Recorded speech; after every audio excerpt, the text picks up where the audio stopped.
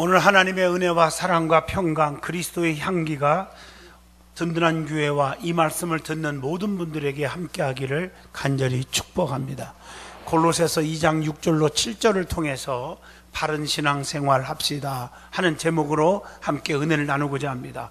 이 바르게 산다는 거, 또 믿음 생활도 바르게 한다는 거, 한마디로 진실한 크리스찬이 돼야 된다 하는 말씀입니다. 성도가 누구입니까? 라고 질문을 던지면 여러 가지로 대답을 할 수가 있습니다. 그 중에 첫째가 구별하여 하나님께 드려진 백성이다, 이렇게 말할 수 있습니다. 출애굽기 33장 16절 보면 우리와 함께 행하심으로 나와 주의 백성을 천하 만민 중에 구별하심이 아닙니까? 이렇게 말하고 있어요. 레위기 20장 24절에 봐도 너희에게 주어 유업을 삼게 하리라 하였노라. 나는 너희를 만민 중에서 구별한 너희의 하나님 여호와니라. 세상 사람과 무엇인가 달라도 달라야 한다는 거죠. 말하는 거, 행동하는 거, 마음가짐, 생각 모두가 달라야 합니다. 여러분, 에베소 4장 22절로 24절의 말씀에 그렇게 기록되어 있어요. 진실하게 유혹의 욕심을 따라 썩어져가는 구습을 따르는 옛사람을 벗어버리고 오직 너희의 심령이 새롭게 되어 하나님을 따라 의와 진리의 거룩함으로 지으심을 받은 새 사람을 입어라, 이렇게 말씀하고 계십니다. 특별히 믿음의 사람들은 세 가지를 구별하고 살아야 돼요. 그게 진짜 성도예요. 여러분, 성도답게 사는 게 뭐냐? 세 가지 구별하는 거. 세 가지 구별하고 살아가는 사람이 진정한 크리스찬이에요. 여러분 주변에 보시고 직분 보고 믿음 있다고 여기다가 여러분 믿음 손해보지 마시고 세 가지를 한번 점검해 봐야 돼요. 그게 3성이라고 그래요. 성경, 성전, 성직. 세 가지를 구별해야 돼요. 여러분, 하나님의 말씀을 구별하고 살아야 합니다. 힘들어도 말씀의 법도대로 살아야 되고, 하나님 말씀은 생명의 떡임을 믿고 살아야 돼요. 그러면 성전, 내 집보다 하나님의 성전을 귀하게 여길 줄 알아야 합니다. 그래서 성전을 지키고 성전을 사랑하는 사람, 하나님의 성전을 사모하고 사는 사람이 돼야 되고요.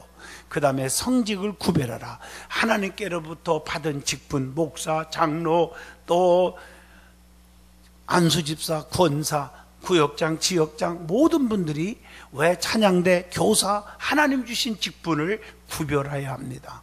그래서 하나님이 주신 직분을 우선순위로 여기고 살아야 될 줄로 믿습니다. 더 나아가면 목회자와 성도를 구별할 줄 알아야 됩니다. 두 번째 성도가 누굽니까? 라고 질문하면 기도의 응답을 먹고 사는 백성이 성도다 하는 말입니다. 하나님은 창세기부터 계시록까지 보면 많은 은총을 베풀 때 보면 기도하게 하시고 기도를 통해서 우리에게 병 고쳐주고 문제 해결해 주시고 죽을 자는 살려주고 또 평강을 주시고 은혜를 베풀어 주셨음을 알 수가 있습니다. 그래서 성도들은 정말 무릎을 꿇고 살아야 돼요. 하나님은 성도들을 엄청나게 사랑하십니다. 그렇기 때문에 은혜와 축복을 주시기를 원하시고 계세요. 그 축복은 기도를 통해서 하나님이 응답을 주시잖아요. 모세를 통해서 홍해바다를 가르게 하시고, 기도할 때 가르게 하시고, 반석을 쳐서 샘물 터져 나오게 하시고, 또 여호수아를 통해서 요단강을 가르게 하시고, 여리고성을 무너뜨리게 하시고, 오랑캐들을 부숴버리게 하시고, 이렇게 해서 기도를 통해서 하나님의 역사하심을 볼 수 있어요. 그러니까 하나님께서 기도하라 하는 명령은 너 축복받고 살아라, 너 행복하게 살아라, 하나님의 은총을 받아라, 이런 말과 동일한 말씀이에요. 그래서 기도하라는 말이 수없이 나와. 그리고 기도하라는 다음에 응답의 약속이 있잖아요. 구하라 주신다, 찾으라 얻을 것이라, 두드리라 열려지게 하신다. 마태복음 7장 7절로 8절입니다. 요한복음 15장 7절, 너희가 내 안에 거하고 내 말이 너희 안에 거하면 너희는 무엇이든지 구하라, 그리하면 다 이루게 하리라. 여러분, 에레미야 33장 3절, 너희는 내게 와서 부르짖어라, 그리하면 네게 응답하겠고 네가 알지 못하는 크고도 비밀한 일을 다 네게 보이리라. 너희가 나를 간절히 찾고 찾으면 나를 만나게 해줄 것이다. 시편 138편에 보면 주께서 기도하면 간구하시는 날에 응답하시겠다 약속을 하고 계시니, 여러분 기도의 사람이 되기를 바랍니다. 기도 없는 사람은 여러분 정말 하나님의 자녀라고 말하기가 곤란하지 않습니까? 세 번째로 성도가 누굴까? 택한 백성이라고 말합니다. 선민이라고 말하지요. 이사야 43장 1절로 3절을 보면, 자, 이스라엘아 너를 지으신 이가 말씀하느니라. 너를 두려워하지 말라. 내가 너를 구속하였고 내가 지명하여 너를 불렀나니 너는 내 것이다. 이렇게 약속하고 계세요. 이사야 41장 8절 봐도 나의 종 너 이스라엘아, 나의 택한 야곱아, 나의 벗 아브라함의 자손아, 이렇게 부르고 있지 않습니까? 그렇기 때문에 누구든지 성도들을 건들 수가 없어요. 나는 하나님의 백성입니다, 택한 백성입니다 라고 하면 하나님이 붙잡아 주기 때문에 누구든지 우리를 해할 자가 없게 하실 줄로 믿습니다. 네 번째로 성도가 누굴까? 천국 백성이 성도입니다. 성도의 시민권은 땅에 있지 않고 하늘에 있습니다. 그래서 우리가 교회 다닌다 하면서 예수를 믿는다 하면서 세상 것에 신경 쓰고 땅의 것을 바라보는 사람은 너무나 어리석은 사람이에요. 무엇을 먹을까, 무엇을 마실까, 무엇을 입을까, 이것만 염려하고요. 어떻게 하면 부자 될까, 어떻게 하면 명예와 권세가 하늘을 찌르게 만들까, 맨 이런 생각만 꽉 차 있어요. 하늘의 세계에 대해서는 쌓아놓을 생각을 안 하고 있어요. 그것은 믿음이 많이 떨어졌다는 사실입니다. 빌립보 3장 20절 보면 우리의 시민권은 하늘에 있는지라 거기로부터 구원하는 자 곧 주 예수 그리스도를 사모하고 기다린다고 말하고 있습니다. 성도는 주님을 모시고 사는 백성이기 때문에 바른 신앙생활을 해야 한다는 것인데, 그러면 바른 신앙생활 하는 자는 어떤 생활을 해야 하는지 우리가 짤막한 본문을 통해서 우리에게 은혜를 주고 있습니다. 첫째, 바른 신앙생활이 뭘까? 진실한 성도가 되려면 어떻게 해야 할까? 주 안에서 행하는 생활을 해야 한다고 오늘 본문 6절에 분명히 말씀하고 계십니다. 주 밖에서 생활하고 행동하는 것은 성도로서 바른 신앙생활이 아닙니다. 방황하면 안 돼요. 주님 안에서 살아야 돼요. 그러니까 베드로전서 4장에 봐도 무슨 말을 하려고 해도 하나님이라면 뭐라고 말할까 좀 생각하고 하라. 모든 게 주 안에서 행동으로 움직여야 돼요. 찬송가 370장 보면 주 안에 있는 나에게 딴 근심이 있으랴. 주 안에 있기 때문에 근심이 사라지는 거예요. 행복 있고 축복 있는 거지요. 당자가 아버지 안에 있을 때가 행복 같지 밖에 있을 때는 비극이었잖아요. 누가복음 15장 22절로 24절까지 말씀하고 있지 않습니까? 찬송가 405장을 봐도 주의 친절한 팔에 안기세 우리 마음이 평안하리니 항상 기쁘고 복이 되겠네. 영원하신 팔에 안기세. 사도 바울은 바울서신 가운데 여러 곳에서 이 말씀을 찾아봅니다. 고린도후서 12장 2절, 로마서 15장 17절, 주님 안에 거합니다. 나는 주 안에 있습니다. 이런 말을 가장 좋아했고 많이 썼습니다. 영적으로 보면 주 안에 있을 때 행복이 있고 구원이 있고 축복이 있고 능력이 있습니다. 출애굽기 12장 23절, 문설주의 양의 피를 발라 그 안에 있는 자들은 죽음이 넘어갔고요, 저주가 떠났어요. 여리고성이 무너질 때 라합은 정말 붉은 줄을 내걸어서 그 안에 있었기 때문에 그 가족은 여호수아 2장 21절 다 살았고, 밖에 있는 자들은 여리고성이 무너질 때 다 쓸어버렸다는 사실을 알아야 합니다. 그러므로 답답해도 주 안에 있어지기를 바랍니다. 주님을 떠나면 추락합니다. 요한복음 15장 5절, 너희가 나를 떠나서는 아무것도 할 수 없느니라 분명히 말씀합니다.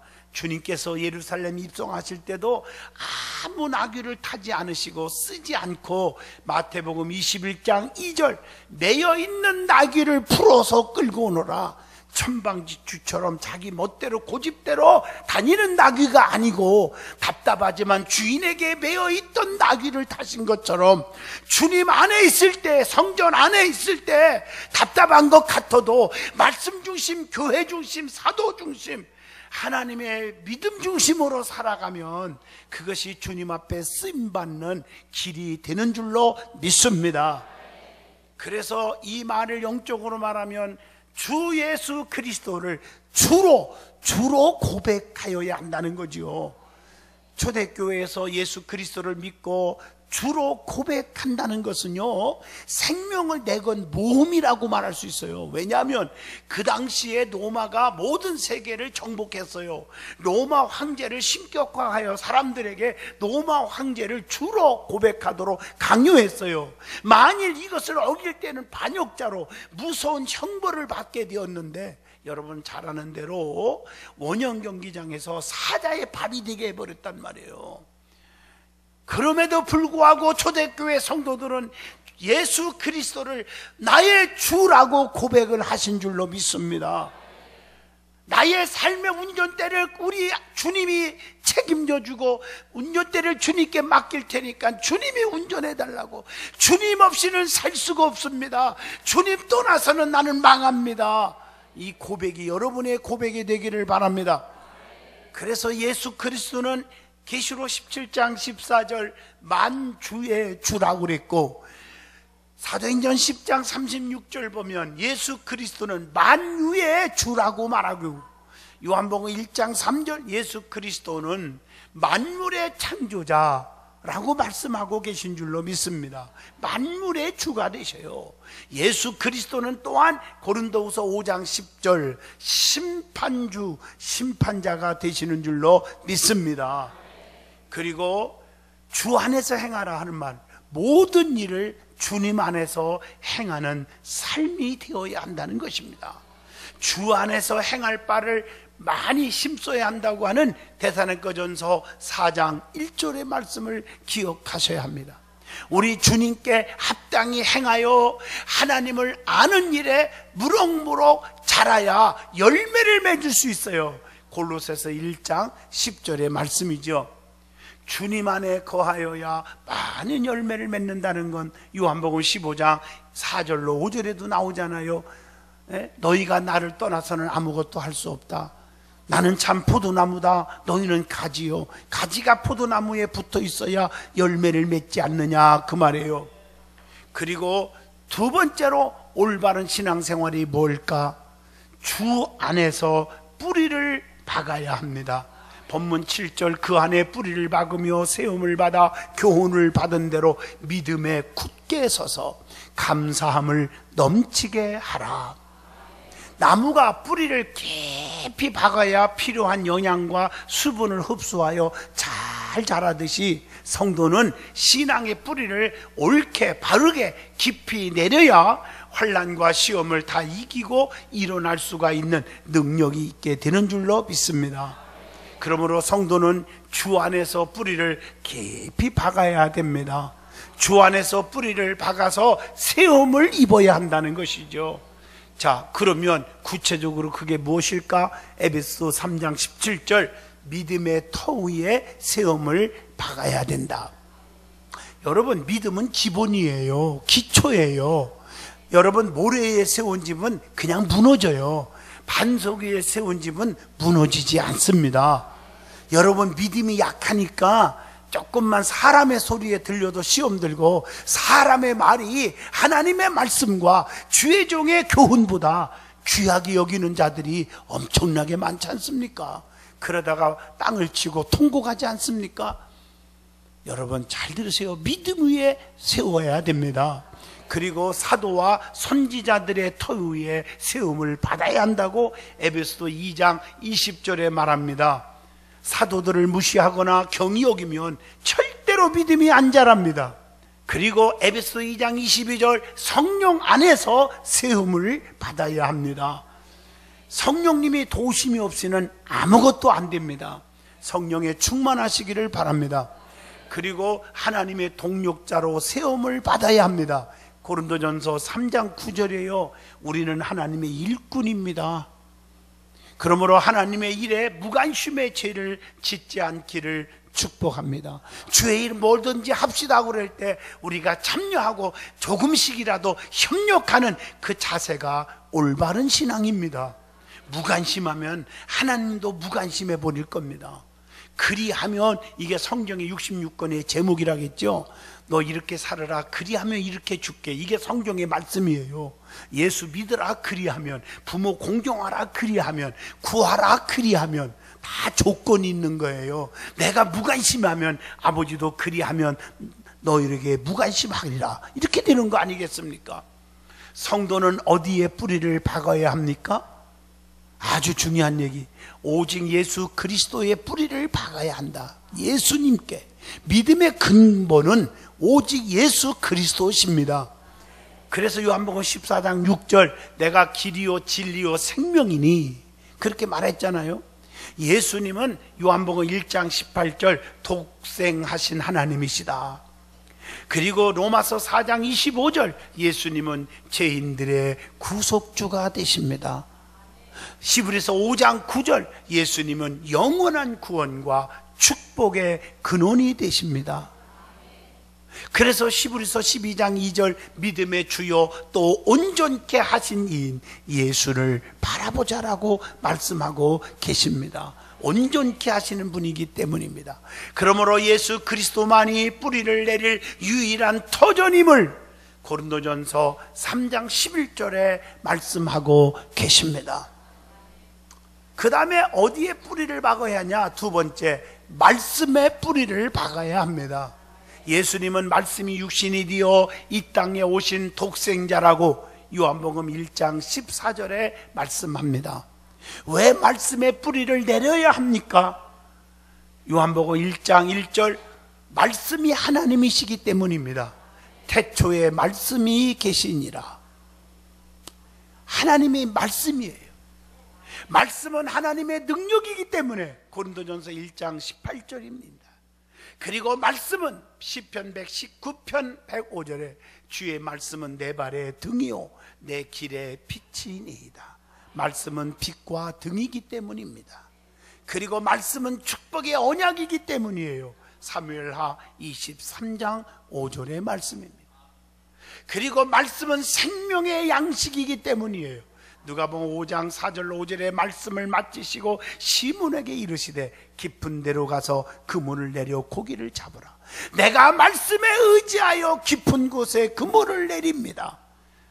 기적이 일어난 줄로 믿습니다. 말씀은 거룩하게 하시기 때문에 뿌리를 내려야 돼요. 말씀에 디모데전서 4장 5절 하나님의 말씀과 기도로 거룩하여 지민이라. 내가 진실해지고 거룩하고 교만하지 말고 겸손해지는 일은 말씀과 기도라고 그랬잖아요. 말씀으로 무장하고 기도 많이 하면 어떤 일이 우리 앞에 펼쳐져도 불평하지 않습니다. 불만을 갖지 않습니다. 감사가 넘치게 되는 겁니다. 그래서 하나님의 말씀은 역사가 일어나는 거예요. 죽은 말씀이 아니라 살아있는 말씀. 히브리서 4장 12절 하나님의 말씀은 살아있고 운동력 있어 좌우의 날섬 검보다 예리하여 우리의 심령과 골수를 쪼개기까지 하며 마음의 생각과 뜻을 판단하시느니라. 얼마나 아름다운 말씀입니까? 그리고 세 번째, 사랑의 뿌리를 박아야 합니다. 하나님은 사랑 가운데 있는 자들을 충만하게 채워주신다고 에베소 3장 17절로 19절에 말씀합니다. 사랑은 모든 것을 참고 견디게 해준다고 고린도전서 13장 7절에 말합니다. 사랑은 요한복음 15장 11절에 보면 너희에게 이름은 내 기쁨이 너희 안에 있어 너희의 기쁨을 충만하게 하려 함이니라. 기쁨을 충만케 해줍니다.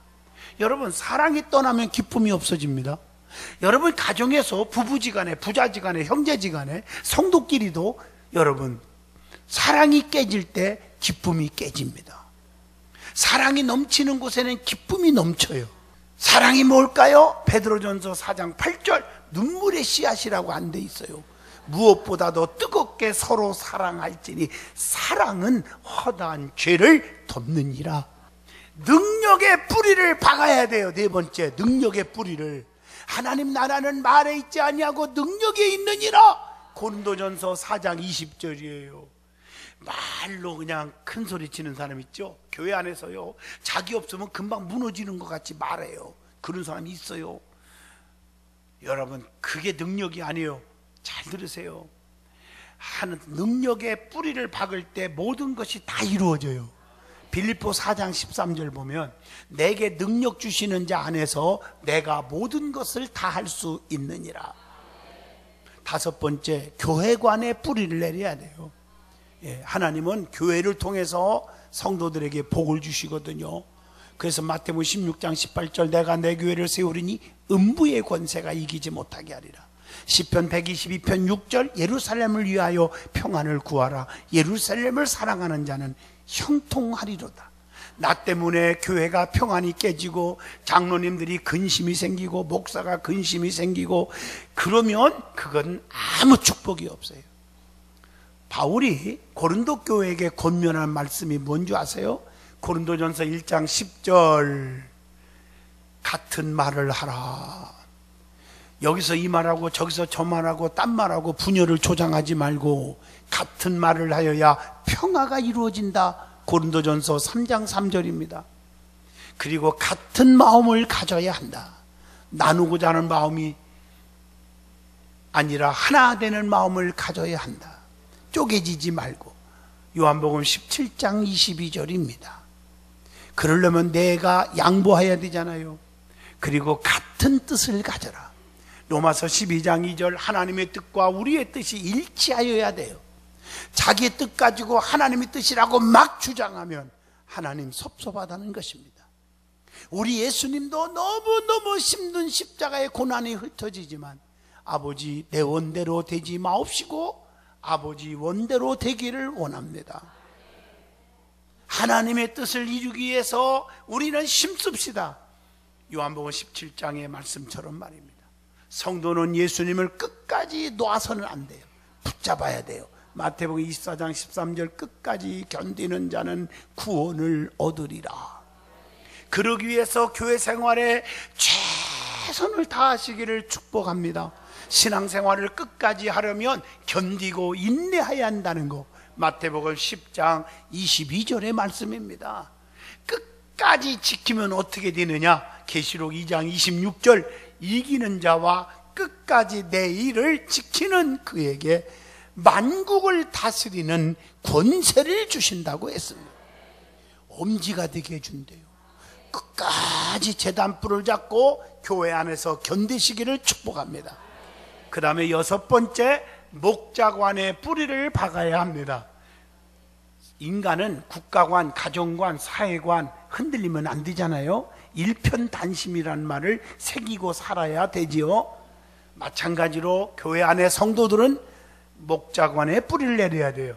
주의 종들은 계시록 1장 20절 주님께서 붙들고 계십니다.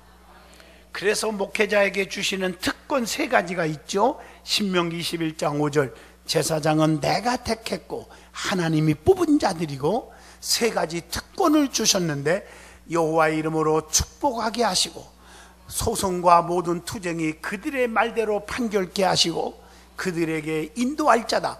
그러니까 세 가지 특권은 목회권, 축복권, 그 다음에 판결권이 있다는 사실입니다. 그래서 주의 종들이 여러분들에게 권면합니다. 싫은 소리도 하는 것입니다. 그때 여러분들이 시험 들지 말고요, 바르게 살으란 말이에요. 고치란 말이에요. 주의 종에게 주시는 특권입니다. 고치면 축복이 옵니다. 그래서 히브리서 13장 17절 너희를 인도하는 자들에게 순종하고 복종하라. 근심으로 일하게 하지 말라. 그렇지 아니하면 너희에게 유익이 없느니라. 성경은 분명히 말씀하고 계십니다. 기쁨으로 주의 종들이 주의 일을 할 수 있게 하시기를 바랍니다. 7번째, 사명관의 뿌리를 내려야 합니다. 하나님으로부터 받은 직분, 사명 우선순위로 알아야 돼요. 그렇게 신앙생활을 하면 절대로 탈이 나지 않아요. 주님께서 직분을 주신 목적이 무엇인지를 알아야 돼요. 여러분, 에베소서 4장 11절로 12절 보면 왜 여러분에게 직분을 주셨을까? 3가지 때문에 주셨어. 이거 여러분들이 아셔야 합니다. 왜 나에게 집사로, 권사로, 장로로, 목사로 세웠을까? 3가지. 왜 나에게 교사로, 찬양대로 세웠을까? 3가지. 이 3가지가 여러분들이 감당하지 못하고 열매가 없으면 여러분 정말 열매 축복이 없습니다. 첫째, 성도를 온전케 하기 위함이다. 나 때문에 성도들이 기쁨 있고, 나 때문에 성도들이 믿음 생활에 행복해야 돼요. 내가 말하는 거 인상 한번 쓰므로 상처받고 시험 든다면 그것은 엉터리입니다. 그건. 2번째, 봉사케 하기 위해서다. 여러분, 주의 일하라고 헌신하라고 직분을 준 것이지 목에 힘주라고 주신 게 아닌데, 직분을 받고 교만해진다면 너무너무 어리석은 불쌍한 성도가 되는 것입니다. 3번째, 왜 직분을 주셨을까? 그리스도의 몸이 뭐예요? 교회입니다. 그리스도의 피 흘려 사신 몸, 교회를 세우기 위해서 주셨다. 나 때문에 교회가 행복하고 나 때문에 교회가 부흥하는 기적이 일어나야 됩니다. 그러므로 힘들어도 끝까지 맡긴 사명 잘 감당할 수 있기를 주의 이름으로 축복합니다. 마지막 8번째, 가정관의 뿌리를 박아야 합니다. 하나님께서 가정을 통해서 행복을 주십니다. 성경에 가정의 형성을 주신 것은 축복이라고 했습니다. 가정은요, 창세기 2장 24절 하나님이 이루셨습니다. 가정은요, 그래서 마태복음 19장 6절 하나님이 짝지어 주신 것을 사람이 절대로 나누지 못할지니라, 이렇게 말씀하고 계십니다. 그래서 디모데전서 5장 8절 누구든지 자기 친족, 특히 자기 가족을 돌보지 아니하면 믿음을 배반한 자요 불신자보다 더 악한 자니라. 가족을 돌보아라고 말씀하고 계십니다. 아내를, 남편을, 부모를, 자녀들을, 형제들을 돌볼 줄 아는 자가 되셔야 됩니다. 조금 더 넓은 의미로 말하면 주 안에서 우리는 한 형제라고 성경은 말합니다. 그리고 화목해야 합니다. 잠언서 17장 1절 마른 떡 한 조각만 가지고도 화목하는 것이, 다시 쉽게 말할게요. 라면 반 조각 먹고 살아가나도 화목하는 것이, 제육이 집에 가득하고도, 다시 말하면 갈비찜이 막 산태미처럼 싸놓고 먹는 것보다, 다투는 것보다 나으니라. 행복한 것이 무엇인지를 아셔야 됩니다. 그리고 신명기 6장 7절 자녀를 잘 양육하여야 한다고 했어요. 성도의 가정은 주님만을 보신 가정이 되어야 합니다. 찬송과 기도와 말씀이 넘치는 가정으로 만들어져야 합니다. 지금까지 말씀드린 것, 주 안에서 뿌리를 박아야 할 것 8가지 가슴에 새기시고, 뿌리를 깊게 박으면 흔들리지 않습니다. 뿌리를 내리지 못한 자들이 교회 안에 있기 때문에 믿음이 성장하지 않는 것입니다. 많은 열매를 맺지 못하는 이유가 여기에 있습니다. 영적인 능력의 열매, 축복의 열매를 맺을 수 있기를 바랍니다. 마지막으로 감사를 넘치게 하라고 본문 7절에 말씀하고 있어요. 바른 신앙생활의 3번째입니다. 늘 감사하는 마음, 고백이 있어야 돼요. 불평과 원망은 마귀들이 좋아하지만 기도가 막혀버립니다. 그러나 감사는 성령님이 기뻐하시고 기도가 올라가고 응답이 떨어집니다. 성도에게 있어서 감사는 의무임을 데살로니가 후서 2장 13절에 말씀합니다. 은혜에 대한 감사가 넘치는 신앙생활이 바로 신앙의 최고의 수준에 이른 것이라고 말할 수가 있을 것입니다. 말에나 일에나 하나님 아버지께 감사하라고 하는 골로새서 3장 17절, 또 범사에 예수의 이름으로 항상 감사하라고 에베소서 5장 20절에 말씀합니다. 믿음에 굳게 서서 감사함이 넘치게 하라고 골로새서 2장 7절에 말씀합니다.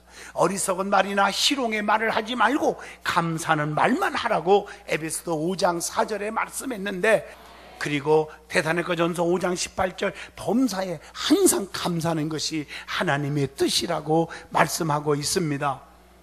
여러분, 결론을 내리겠습니다. 치마만 입었다고 여자가 아니고, 바지만 입었다고 남자가 아니고, 의리가 있어야 되고 마음씨가 고와야 된다는 말이 있듯이 교회 안에서도 집사, 권사라고 다 성도가 아닙니다.